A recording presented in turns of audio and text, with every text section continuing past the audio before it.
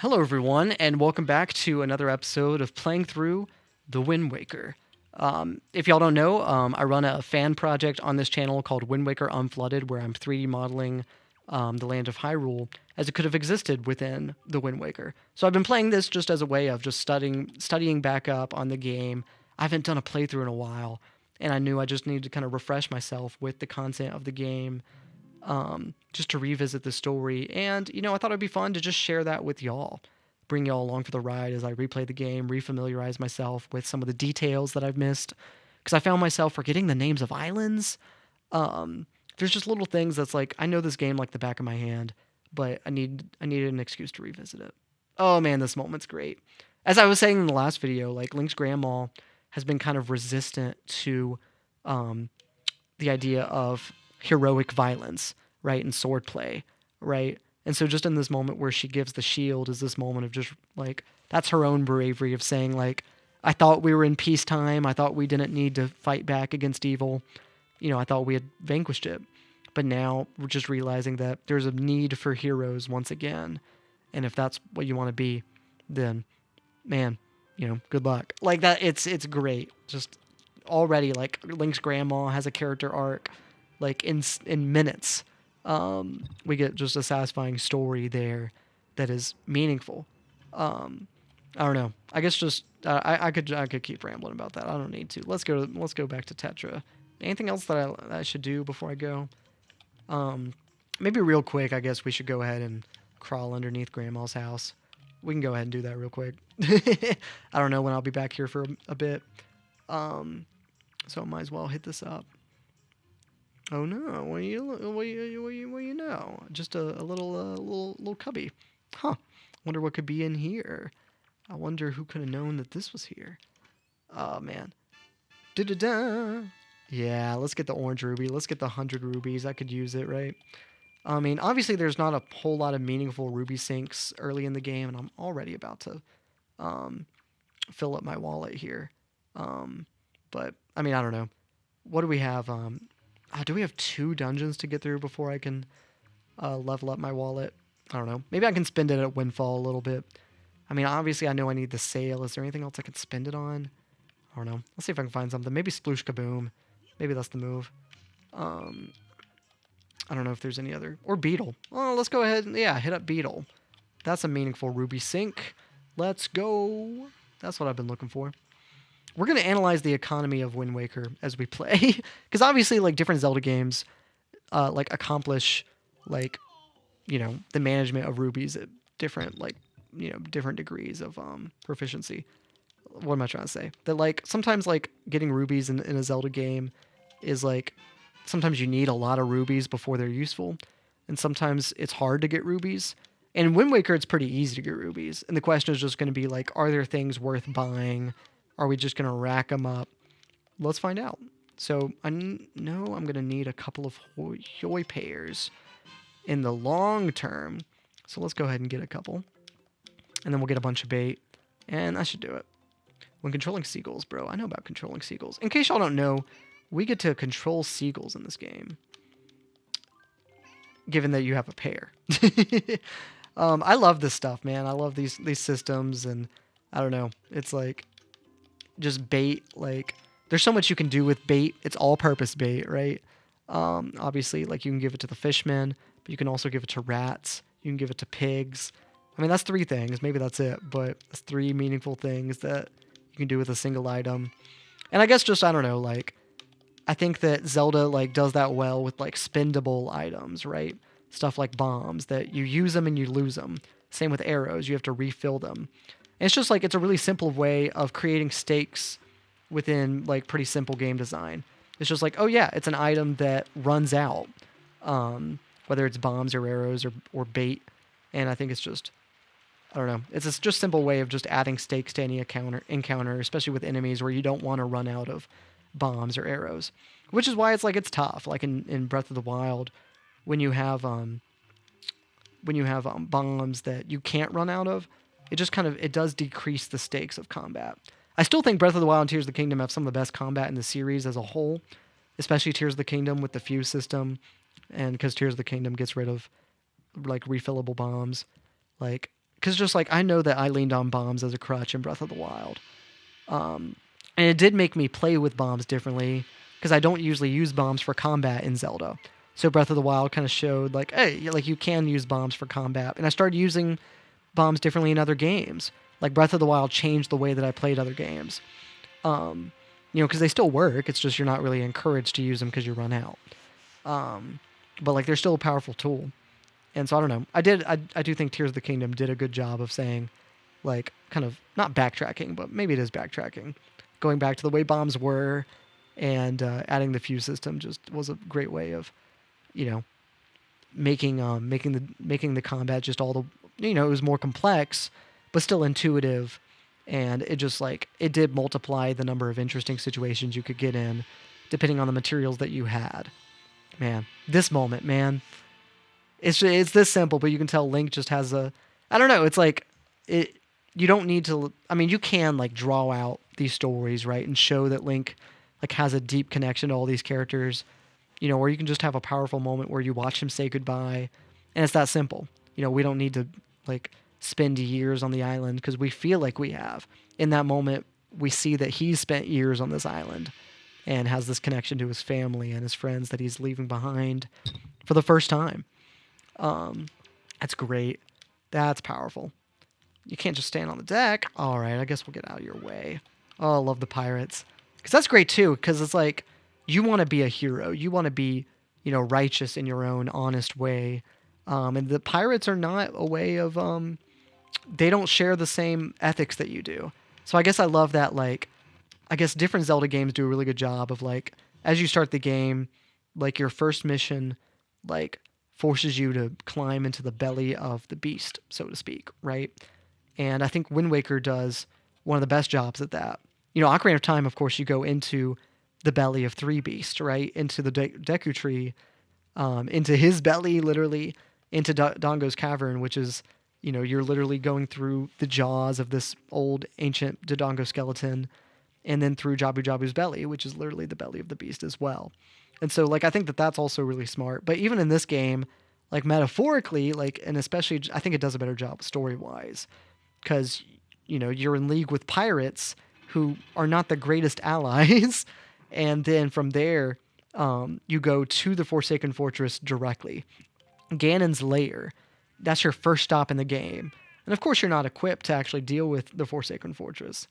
You're not ready to go there. But just the fact that, just like, I love just this quest design of just saying, like, we're not going to waste your time. You want to save the day. So let's go directly to the end and see if you can do it. Which, like, I guess, like, something I respect about Breath of the Wild and Tears of the Kingdom is that they let you do that. And Breath of the Wild more, like, encourages you to kind of, like, if you want to, you can go directly to Ganon and lose, and then, like, realize, like, the value of, like, actually going to, to different dungeons and getting stronger. Now, like, for me, like, when I tried to go to Ganon, in Breath of the Wild, I didn't make it. Like, the Guardians got to me, and so, like, just that was enough for me to say, hey, I'm not ready to do this. But I guess, like, I love that this story accomplishes the same thing, but can still do it with a story and with a linear quest. You can still go straight to Ganon, realize you're not powerful enough, and it can still be powerful when done through a story. I respect that Zelda as a whole has this philosophy of, like, if something could be done through active gameplay, it would rather do that than through, like, a text box. I'm not good enough at this, huh? Hey, I'm doing my best over here. I was chilling, and then just talking. And then a platforming challenge happened. But I guess just, like, I respect that Zelda, like, when it can be active, it does. That's always kind of been an idea through the series. Instead of having turn-based combat, it has active combat, right? For instance. And then Tears of the Kingdom comes out. Instead of having crafting in a menu, you craft, like, I guess it's still technically in a menu, but you can fuse items, like, in the overworld, like, actively in your environment, or like Ultra Hand, right? Like, that's an active vehicle and, like, kind of crafting system in a way that happens live in the environment, in the engine, that the player gets to interact with instead of having to go through a menu where everything is kind of vague and, doesn't really communicate what you're actually building. You're seeing it all organically fold out. And I think Zelda as a whole, that's something that it values as a series. is that active gameplay. And so I respect that. But I guess like I don't think that that's antithetical to a story. I don't think it's, oh, we can either be active or have a story. I think it can all be tied together. I feel like this is an active experience. But it's also like through the lens of a story, through a main quest that is curated. And I don't think that's a bad thing. So I guess I'm interested to see where Zelda goes forward, because I do love the freeform aspect of Breath of the Wild and Tears of the Kingdom. I love how free those games are and how you can go anywhere. And it does like make those games like, it makes them replayable. But like Wind Waker's still replayable for me because it's fun, even if it's not different every time. And I mean, there's things that are different about it every time. And like the game hasn't really opened up yet, but when it does, like, and you can go anywhere in the world, like at any time with your boat and sail to any island, the game does open up. And at that point, it is different every time I play it. In the order I choose to do different side quests in, and, where I choose to go in the overworld and how I choose to map it. That's something that is different every time, but the main quest isn't. And so I don't know. It's like, to me, Wind Waker is still super replayable. I love the game. It's still fun and it's still different. And it also has a really strong main quest and story, which the new games like don't have a strong main quest. They have a strong story, but the story is just so far removed from the player. That's the issue with the Switch games. And this game lets you participate in the story. Here we are. We're a part of these cutscenes. They're happening to the player. They're happening to Link, to us in real time. And the only time we're transported to the past is like in the prologue, which I think is like a step up from like Ocarina of Time. Obviously, had several cutscenes that said like, "Hey, 100 years ago this happened," right? Or not 100 years ago, but like long in the past this happened. The Triforce was created. The goddesses created the world. All these things that happened long ago, and it takes us back to those moments. And this game has, I don't know if it has any of those kinds of cutscenes besides the prologue. It says, hey, this happened long ago. Now we're in the present, we're moving, and we're not going to ask you to, participate in any more flashbacks. From now on, the story isn't happening in the past, it's happening to you, even though the story is about the past. And I just think it's just really immersive because of that. It just still feels really natural. And that's something that the new games miss when the story is full of all these cutscenes, like the memory system for the Switch games that happens in the past, and that's just, it doesn't break immersion. And I love how cinematic the cutscenes are of the Switch games, but I do think the main quest, just like this idea of like story and gameplay merging, I think they merge in a game like the Wind Waker, but in Tears of the Kingdom and Breath of the Wild, the story is kind of separate from gameplay in a way that I think like kind of harms the experience compared to these games where it's more natural. And maybe that's just a preference thing. And there could be a middle ground because I do love the openness of those games. But this game is also pretty open. And I guess I want to, play Wind Waker for y'all, for the audience, to kind of make that point that, like, I think Wind Waker is a really great balance of this open world game that takes a second to open up, but it's fun all the way and has a really great, meaningful story. And I don't feel like it compromises the freedom or the story. Obviously, it takes a second to get going before it opens up, but I think that's okay. And I think it's okay to ask your players to say, hey, like, let's participate in the story, given that it's fun and, to interact with and an engaging story, which Wind Waker does. So I'm just rambling. That's enough about that. Let's do the Forsaken Fortress. I'm interested to, like, just play this section of the game because I know it's something that different people complain about, but just my memory of it is that it always works. And it's dramatic, and it's tense, and it's not super hard to do for an experienced player. Your sword landed all the way up there. But yeah, I mean, the point is we're separated from our sword, and now we have to go through the fortress without getting caught by the guards, or, like, you can't let an enemy get you either.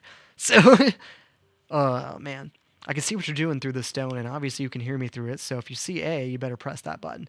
This is the only part that really feels video gamey. I was praising it earlier for, like, doing a really good job of, like, tutorial text not feeling super tutorially. And I still feel like the game does a good job of that. But, like, when just, like, you have a stone that just kind of, like, someone can speak to you invisibly, that is something that kind of does disrupt the flow. Actually, I want to get caught. Let me go ahead and get caught. That takes me to a better spot in the fortress. I have a better proximity to the searchlights. Maybe that's not true, but I think it's true. I think I want to go ahead and get caught. Oh man. Like I mean like look at this room like with the it has that modeled table and furniture that we really only visit the room once and it still has like um like its own unique props. Maybe those like tables and chairs are like modular assets, but I don't know. I guess I just like respect that this is a time when like modularity I feel like was handled differently. Like I feel like modularity in the Wind Waker's environment design happened through reusing textures and a couple of like models like that repeat like interactable models that could be prefabricated. Um, but like in general, like everything is created uniquely, right? Like it's modeled and textured for unique areas in general. And I guess like it's cool just to see that design because the Switch games as well. I feel like this could be a recurring. Oh no, I missed. This could be a recurring theme throughout this playthrough. Man, I haven't missed that. Um, I haven't missed that jump in a long time. That's embarrassing. I guess I just want to get caught again by the enemies at this point. I could like weasel my way around, but I was right next to the prison anyway, so let's just get caught. That's embarrassing, y'all. Oh man, I thought I would do better. Anyway, we're right back in here. Hope this isn't hope this isn't hard to watch. But I guess yeah, like a theme of this playthrough, like, I played Tears of the Kingdom. It came out last year, and I've been thinking just about the way it's designed. I just watched Zeltic's review of Tears of the Kingdom.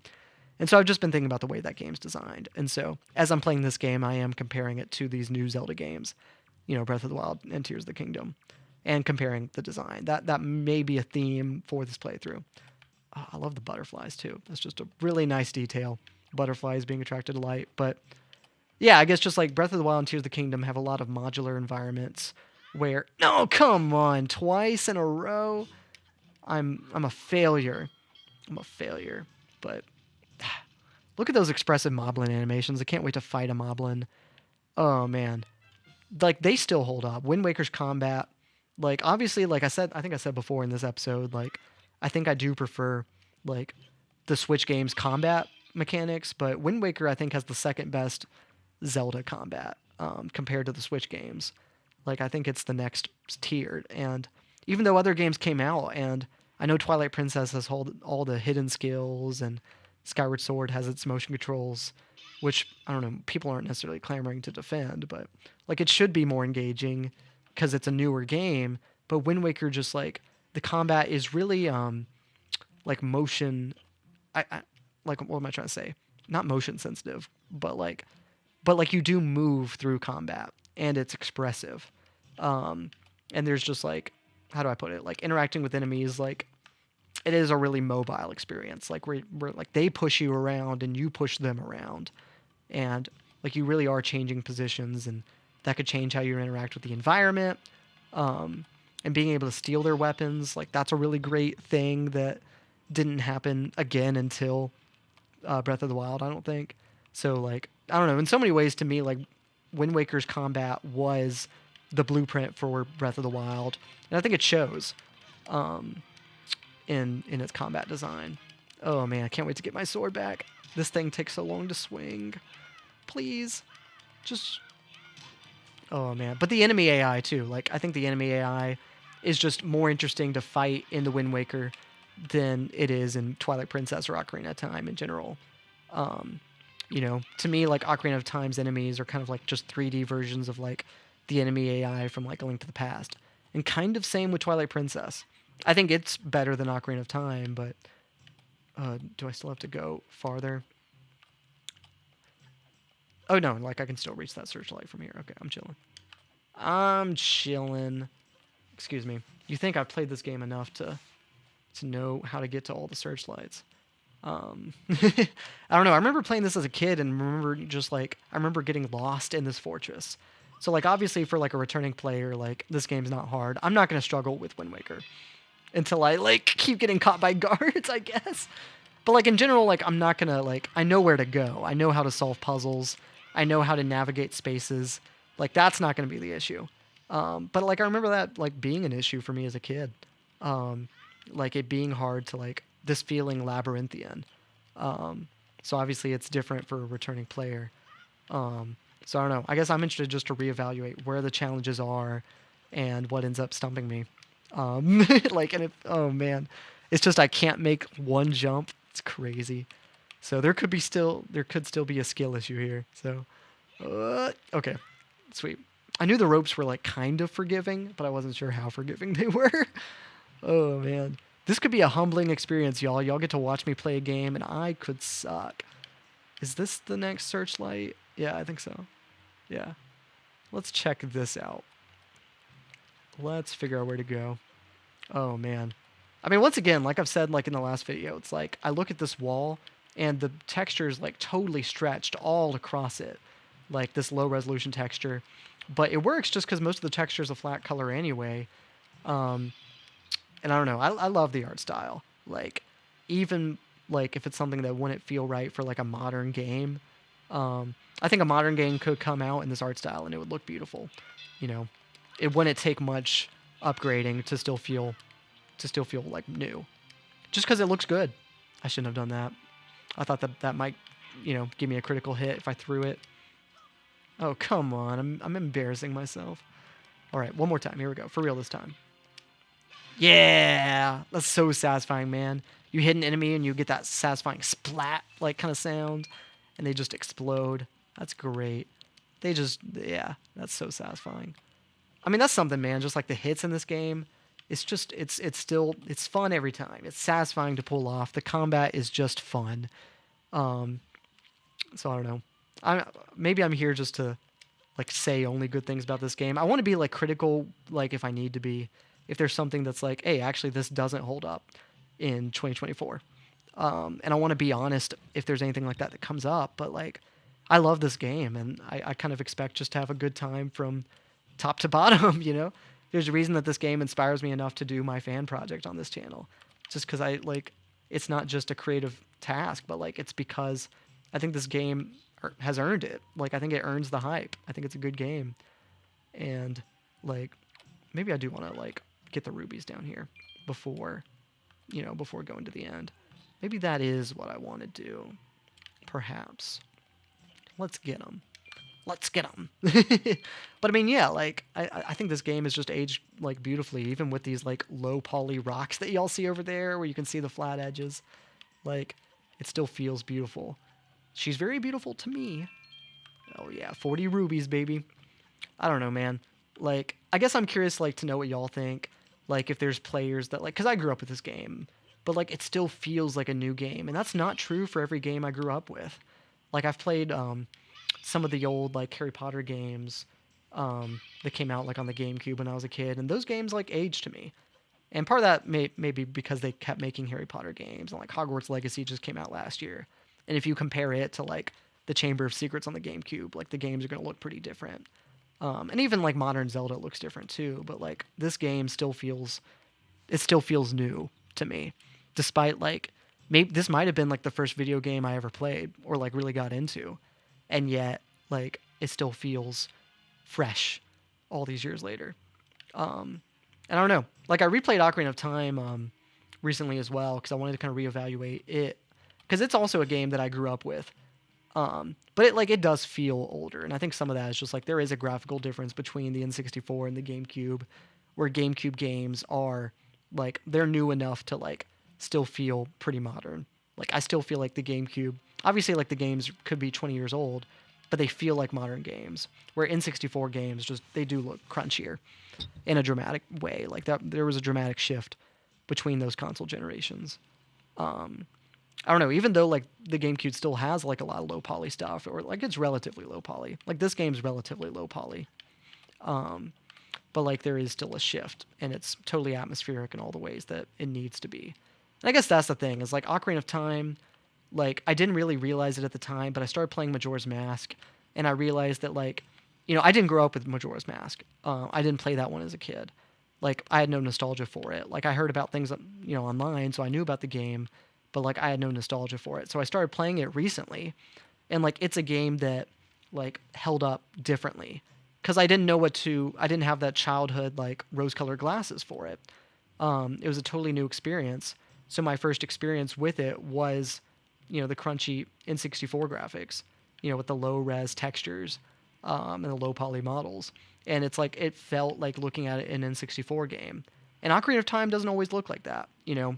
I also kind of like grew up playing the 3DS version of Ocarina of Time, and so like I think some of my memories just like it's like I know what the game like looks like at its best, right? I know what like models and areas are supposed to look like. Can I run away? Am I far enough away from the moblin? I'm gonna call it. And just run away from the moblin. I don't know exactly what their distance is like for catching you, but I think I was safe. So let's sidle along. Oh man, this is like same with the like I talked about in the last episode with Outset Island, but like getting to the top of the fortress here and like you can hear the wind blowing. It's just so dramatic, and it really just I mean several dungeons in this game are about ascension. Um, I guess like a lot of the early ones are. That is something that changes kind of as you do the sage temples, right? Because the two sage temples are about descending, but Forsaken Fortress, Dragon Roost Island, Tower of the Gods, those are all about ascending, getting to the top of a fortress. Even Outset Island is about going to the top of the mountain to fight enemies. Forbidden Woods is not necessarily about ascension, so it's kind of the one exception. But I don't know. I think that's an interesting theme.